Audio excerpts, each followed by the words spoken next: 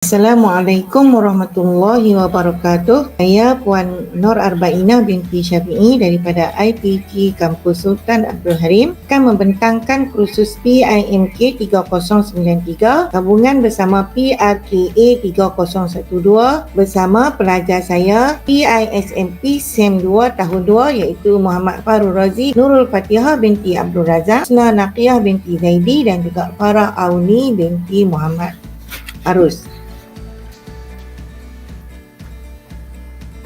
Hasil pembelajaran kursus PIMK 3093 iaitu pertama menjelaskan kandungan ibadah, akhlak dan jawi pendidikan Islam Sekolah Rendah.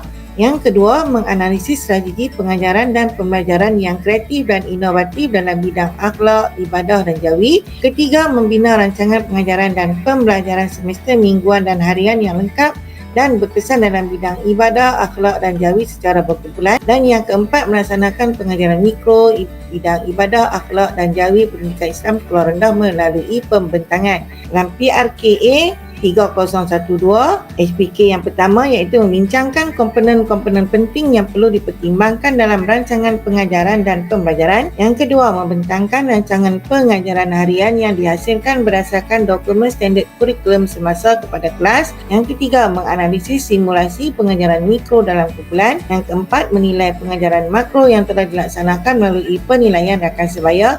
Dan yang terakhir, mereka cipta aktiviti pengajaran dan pembelajaran yang berkesan dengan menggunakan strategi komuniti pembelajaran profesional PSC berbantukan pelbagai sumber. Kreativiti dan inovasi peneraju pedagogi merupakan the big idea bagi kursus PIMK 3093. Model the big idea iaitu gabungan kursus PIMK 3093. Model the big idea iaitu gabungan kursus PIMK 3093 terdapat 3 pentaksiran berterusan iaitu pembentangan sebanyak 10%, penulisan 30% dan kuis sebanyak 10%. PRKA 3012 terdapat penulisan akademik 30%, penulisan RPH 20%, penulisan refleksi pengajaran makro 20%, pembentangan RPH 10% dan laporan perbincangan makro sebanyak 20%. EQ bagi kursus ini iaitu EQ yang pertama, bagaimana DSKP dapat digunakan sebagai panduan dalam memilih dan merancang bahan pengajaran yang sesuai dengan keperluan siswa.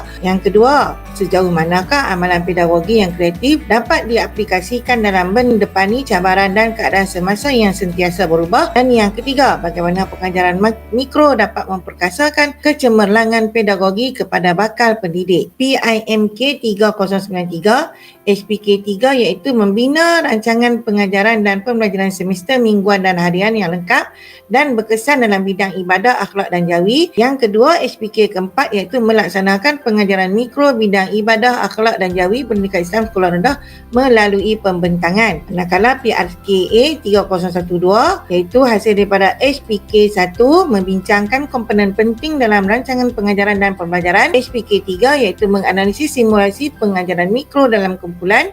SPK 4 iaitu menilai pengajaran makro yang telah dilaksanakan melalui penilaian rakan sebaya. Tugasan pentaksiran berterusan PIMK 3093 iaitu penulisan RPH secara berkumpulan. Yang kedua, pembentangan mikro. Tugasan pentaksiran berterusan PRKA 3012 iaitu penulisan RPH, penulisan reflektif pengajaran makro, laporan perbincangan hasil simulasi pengajaran mikro. Jadi di sini pelajar perlu menghasilkan rancangan pengajaran harian untuk satu tugasan dan boleh digunakan untuk kedua-dua kursus iaitu PIMK 3093 dan juga PRKA 3012. Hasil daripada penulisan RPH berkumpulan, pelajar dikehendaki membentangkan pengajaran pembelajaran secara mikro dalam berkumpulan. Hasil daripada pembentangan tersebut, pelajar menghasilkan tugasan pada pentaksiran PRKA 3012 iaitu penulisan reflektif pengajaran makro di mana pelajar telah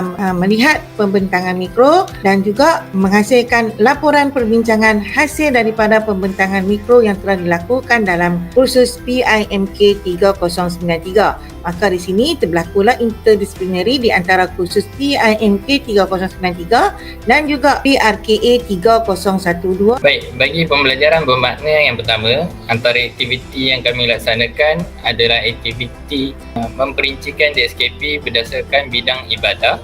akhlak dan jawi dalam kumpulan mengikut bidang tertentu hasil kerjasama dalam kumpulan. Telah menghasilkan nota ringkas, padat dan kreatif menggunakan aplikasi Google Slide yang boleh mencetuskan nota yang kreatif dengan pelbagai elemen yang menarik. Di samping itu, kami juga turut melaksanakan aktiviti pembentangan secara kumpulan hasil daripada perincian DSKP daripada memupuk sikap yang positif dalam diri kami sewaktu melaksanakan pembentangan yang penuh integriti dan komitmen yang tinggi. Kami telah memperoleh pelbagai teknik pembelajaran abad ke-21 yang menarik untuk diaplikasikan dalam kelas pada masa akan datang, di mana setiap teknik tersebut selari dengan kemahiran dan kandungan DSKP. Seterusnya, antara aktiviti yang telah kami laksanakan dalam pembelajaran bermakna yang kedua ini adalah di mana dalam aktiviti ini kami telah menonton siri halaqah dalam aplikasi YouTube, melibatkan keterlibatan kami secara keseluruhan dalam memberikan fokus sewaktu menonton, mengetahui kandungan pembelajaran berkaitan dengan kaedah yang telah digunakan oleh Rasulullah dan para imam sejak dahulu.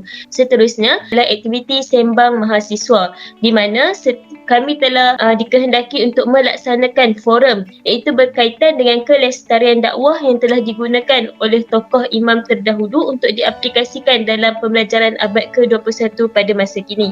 Kami telah berkolaboratif antara satu sama lain dengan berfikiran secara kreatif, kritis dan critical thinking, di mana kami membincangkan tentang kaedah yang digunakan oleh tokoh terdahulu untuk diaplikasikan dalam pembelajaran abad ke-21. Pada masa yang sama, ia juga telah meningkatkan kemahiran interpersonal dalam diri kami selaku moderator forum. Malah ia boleh diaplikasikan oleh kami pada masa akan datang, iaitu ketika bergelar guru nanti untuk menjadi moderator yang terbaik ketika menyampaikan sesuatu forum kepada masyarakat umum. Jadi dalam pembelajaran bermakna yang kedua ini terdapat banyak kaedah yang telah digunakan oleh tokoh ulama dahulu yang boleh digabungkan dengan pendidikan masa kini mengikut kesesuaian dan kemahiran. Baiklah, di dalam kedua kursus ini terdapat satu interdisiplinari di mana terdapat penggabung jadinan di antara tugasan untuk pentaksiran berterusan bagi kursus PIMK 3093 dan PRKA 3012. Bagi kursus PIMK 3093, kami dikehendaki untuk menghasilkan satu penulisan RPH yang lengkap secara berkumpulan. Manakala bagi kursus PRKA 3012 pula, kami juga perlu mengemukakan satu penulisan lengkap rancangan pengajian harian seperti mana yang telah kami jalankan dalam kursus PMK 3093. Namun kami melaksanakannya secara individu. Kami mengolah RPH secara berkumpulan mengikut kreativiti masing-masing. Penggabung jadinan pertugasan di antara kedua kursus ini membantu meringankan beban kami kerana kami hanya perlu menyiapkan satu RPH sahaja bagi melengkapkan tugasan kedua di kursus PMK 3093 dan tugasan pertama di kursus PRKA 3012.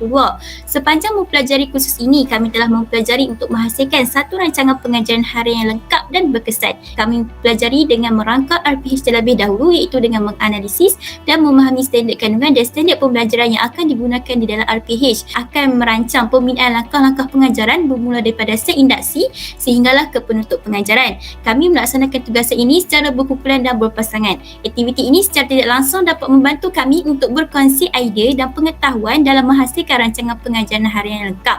Hal ini selaras dengan ciri DLO, iaitu elemen 6C bahagian kolaborasi, di mana kami saling membantu sesama kami untuk menjana idea dalam menghasilkan RPH yang lengkap dan sempurna.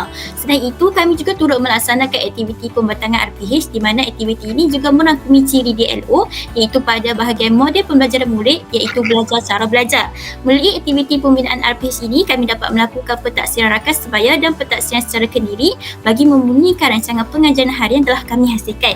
Kesannya, RPH yang baik dapat dihasilkan oleh kami. Kami juga turut menghasilkan inovasi pengajaran dan pembelajaran bagi ibadah, akhlak dan jawi. Sebelum menghasilkan inovasi ini, kami diberikan pendedahan mengenai inovasi terlebih dahulu. Kami telah menyertai bengkel perkongsian inovasi Peringkat IPG Kesah pada 2 Mac 2023. Selama 10 orang pelajar IPG Kampus Tuanku Bainoh yang terlibat menjadi fasilitator untuk membimbing kami menghasilkan inovasi yang menarik. Aktiviti yang dijalankan ini telah merangkumi ciri DLO bagi bahagian model reka bentuk pengajaran, di mana kami belajar dengan berbantukan kepada rakam pembelajaran. Rakam pembelajaran ini ialah rakam bergerak terus dalam perkongsian sesama pelajar. Malah, aktiviti ini juga merangkumi ciri DLO 3E, iaitu enhancement bagi pemanfaatan digital. Kami bukan sahaja menghasilkan inovasi berteraskan bahan maujud, malah kami menggunakan teknologi untuk menghasilkan inovasi kami seperti menggunakan media website, Google Site dan aplikasi Canva. Hal ini selaras dengan pendidikan abad ke-21 yang membentikan pelajar untuk memanfaatkan teknologi dalam pendidikan. Pembelajaran ini juga telah mencapai peringkat 3E iaitu extension kerana dapat penggabung jalinan subjek pendidikan seni visual. Bukan itu sahaja, penghasilan inovasi ini juga bersifat go global kerana suranan bahan-bahan ini mudah untuk diakses oleh pengguna dengan hanya menggunakan teknologi sahaja. Perkara ini telah mencapai Coding D iaitu tahap pengetahuan aplikasi yang tertinggi di dalam taksonomi Bloom kerana kami dapat mencipta bahan inovasi yang dapat memberikan manfaat kepada masyarakat.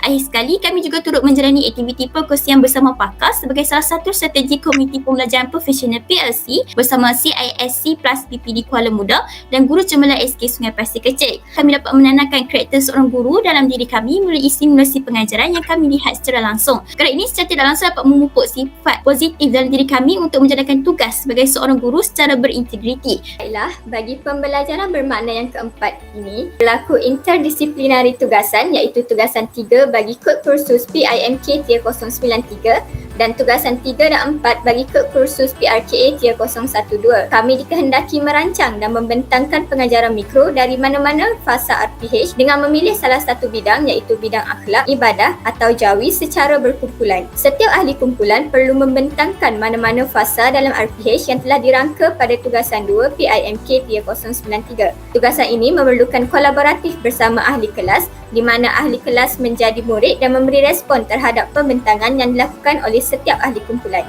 Manakala bagi kod kursus PRKA Tier 012 melibatkan tugasan 3 iaitu laporan perbincangan hasil simulasi pengajaran mikro secara berkumpulan serta tugasan 4 iaitu penulisan refleksi pengajaran makro secara individu perlu melakukan laporan perbincangan secara berkumpulan hasil simulasi pengajaran mikro yang telah kami jalankan dalam tugasan 3 PIMK Tier 093. Bagi tugasan 4 pula, kami dikehendaki merumuskan satu penulisan refleksi secara individu terhadap pengajaran makro rakan sebaya yang telah dilaksanakan pada tugasan 3 PIMK Tier 093. Menerima maklum balas dan komentar dari pensyarah dan rakan sebaya yang mana penilaian tersebut dapat membimbing kami ke arah pengajaran yang lebih berkesan. Di sini kami dapat meningkatkan kemahiran penilaian kendiri dan penilaian rakan sebaya sebagai maklum balas di dalam tugasan penulisan PRKA Tier 012. Kami telah menggunakan idea asal dari perbincangan yang telah dilakukan bersama ahli kumpulan. Kami juga dapat mengurus hubungan kolaboratif antara ahli kumpulan dan ahli kelas dengan sangat baik. Bukan itu sahaja, penyediaan bahan bantu mengajar yang menarik dan efektif seperti hijab, solat dan sebagainya amat penting dalam meningkatkan kemahiran dan menarik minat dan motivasi murid belajar. Kami memerlukan kolaboratif dengan rakan sebaya atau orang lain untuk menilai diri dari segi kekuatan, kelemahan dan penambahbaikan pengajaran. Secara keseluruhannya, refleksi yang kita boleh telusuri dalam pembelajaran bermakna bagi kursus PIM Tier 093 dan PRKA Tier 012 ini adalah yang pertama sekali, kami boleh mengaplikasikan aktiviti yang telah kami laksanakan murid di sekolah untuk berkolaborasi dalam kumpulan. Kami memperoleh cara untuk menyelesaikan masalah melalui pelaksanaan pengajaran yang sebenar. Bahan-bahan yang dihasilkan dalam PDP ini berpotensi sebagai bahan inovasi meskipun bahan-bahan tersebut nampak biasa tapi sebenarnya ia membawa satu impak yang sangat positif dan boleh jadikan sebagai bahan inovasi di dalam kelas. Kami juga dapat menghasilkan inovasi yang menarik dan berkesan.